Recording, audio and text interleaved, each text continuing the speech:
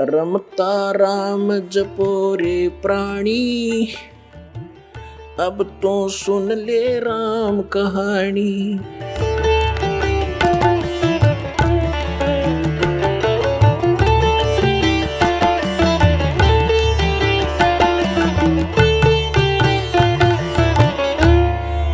अब भगवान साहब राम इस किसे कहते हैं, थोड़ा सा यहाँ प्रमाण देते हैं।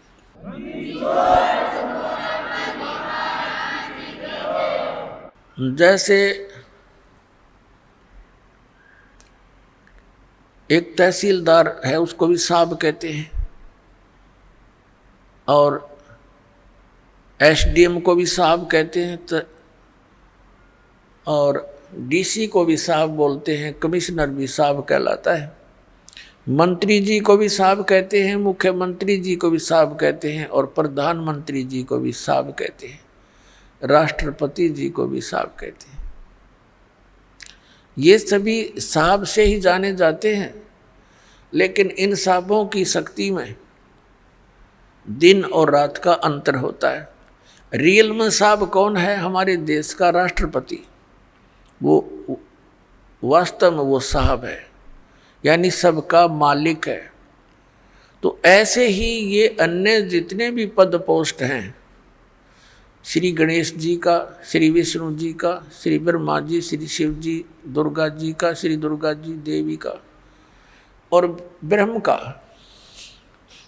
ये भी भगवान साहब कहलाते हैं। पर इनकी इस प्रकार इसकी तुलना कर लेना कि ये कितने साहब हैं।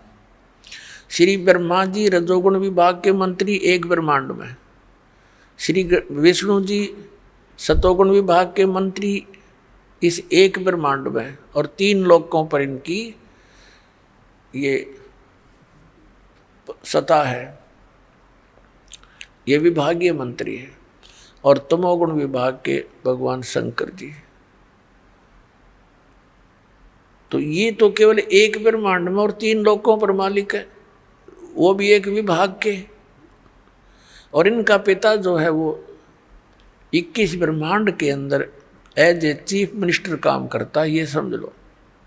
तो ये ब्रह्म जो है ये केवल 21 ब्रह्मांड का साहब है। गीता जी अध्याय नंबर 15 के श्लोक नंबर 16 और 17 में 3 पुरुष हैं। 3 पुरुष माने प्रभु।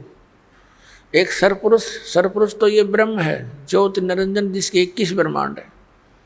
और अक्षर पुरुष है जिसके 7 शंख ब्रह्मांड है, जिसको परब्रह्म भी कहते हैं। संतों की वाणी में पार ब्रह्म है। वो पार ब्रह्म जो है वो इस परब्रह्म से अन्य है, वो पार ब्रह्म अलग है। एक तो परब्रह्म, जैसे ब्रह्म से नेक्स्ट पर दूसरा, और एक पार यानी सबसे ऊपर का। वो गीता जी अध्याय नंबर 15 के श्लोक नंबर 17 में कहा कि उत्तम पुरुष तु अन्य परमात्मा इति उदाहरत है। ये लोक धर्म आविश्य विवर्ती अवैश्वर है। गीता जी अध्याय नंबर 8 के श्लोक नंबर 1 के उत्तर में, गीता अध्याय नंबर 8 के श्लोक 3 में उत्तर देते हुए गीता ज्ञानदाता कहता है वो परम अक्षर ब्रह्म है। तो ये जो अक्षर पुरुष है ये तो 7 शंख ब्रह्मांड, नील पद्म शंख ब्रह्मांड का 7 शंख, इतना साहब है। और वो परम अक्षर ब्रह्म उत्तम पुरुषत्व अन्य, ये असंख्य ब्रह्मांड का ओवरऑल कंट्रोलर है, ये सब का मालिक है। वो कबीर देव है, कबीर साहब है, जो काशी में धानक जुलाहा रूप में रहा करते थे। अब हम फिर लौट कर आते हैं उसी प्रश्न पे। अब धर्मदास जी को परमात्मा ये ज्ञान दे रहे हैं कि भी आपकी श्रीमद् भगवद गीता में, गीता अध्याय नंबर 17 के श्लोक नंबर 23 में परम अक्षर ब्रह्म की वो पूजा साधना करने का उसको पाने का ये मंत्र है, नथिंग एल्स। तो श्रीमद् भगवद गीता जी में ना तो हरे राम हरे कृष्ण राधे राधे श्याम मिला दे, ना सीताराम, और ना ही ओम नमः शिवाय, ना ओम भगवते वासुदेव नमः। ये मंत्र लाए कहाँ से आप? ये मंत्र कहाँ से लाए आप? गीता जी अध्याय नंबर 16 के श्लोक नंबर 23 में आपकी गीता जी में लिखा है कि शास्त्र विधि को त्याग कर जो मनमाना आचरण करते हैं, ना उनकी गति होती है, ना उनको सुख होता है, ना कोई सिद्धि प्राप्त होती है। तो यूजलेस, क्या फायदा डले डोने का। अब धर्मदास जी ने सारा कुछ सुन लिया, तो परमात्मा बता रहे हैं कि 8वें अध्याय के 8, 9, 10 में गीता ज्ञानदाता कहता है कि उन श्लोकों में कहा कि उस परमात्मा की भक्ति करेगा उसको प्राप्त होगा। उसका मंत्र बता दिया 17वें अध्याय के 23वें श्लोक में कि ये मंत्र है। इसके अतिरिक्त जो भी आप जाप करते हो, इति निर्देश है, फाइनल फैसला आपकी गीता जी में। ओम तत्सत इति निर्देश है। निर्देश है माने डायरेक्शन, बाय ऑर्डर। इसके अतिरिक्त कोई मंत्र नहीं। और तुम कहोगे कि ये पुराणों में लिखा है, फलाना लिखा है, तो पुराण अलग चीज है।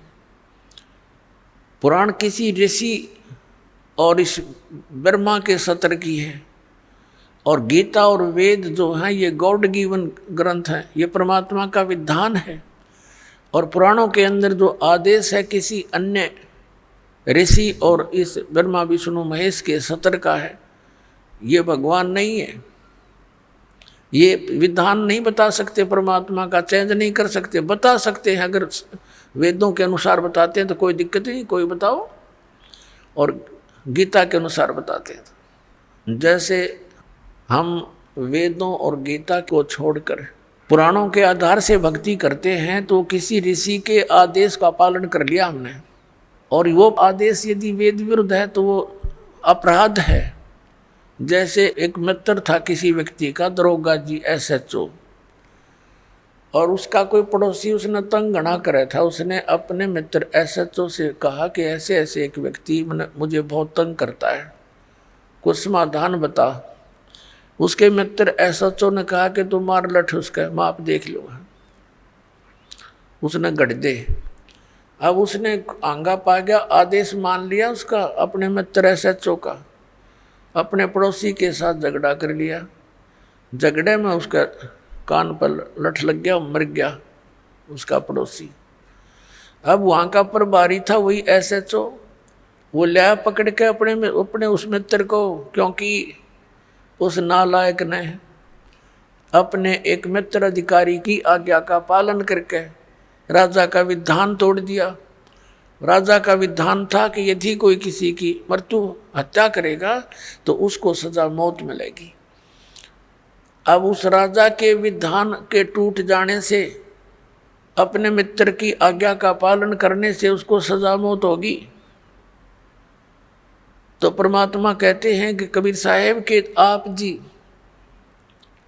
उन वेदों और गीता के अतिरिक्त कोई और अन्य साधना करते हो तो वो आदेश भगवान का नहीं, विधान नहीं, मालिक का। आप फिर किसी SHO की आज्ञा का पालन कर रहे हो, ऋषि और इन महर्षियों का, इनके बताए इस अज्ञान को ग्रहण नहीं करना। आप सुन रहे थे जगत गुरु तत्वदर्शी संत रामपाल जी महाराज जी के मंगल प्रवचन। अधिक जानकारी के लिए विजिट कीजिए हमारी वेबसाइट www.jagatgururampalji.org। संत रामपाल जी महाराज जी के शुभ आशीर्वाद से पूरे विश्व भर में 500 से भी ज्यादा नाम दीक्षा केंद्र हैं, जिन पर संत रामपाल जी महाराज जी द्वारा ऑनलाइन निशुल्क नाम दीक्षा दी जा रही है। अपने नजदीकी नाम दीक्षा केंद्र का पता करने के लिए संपर्क करें 8222880541।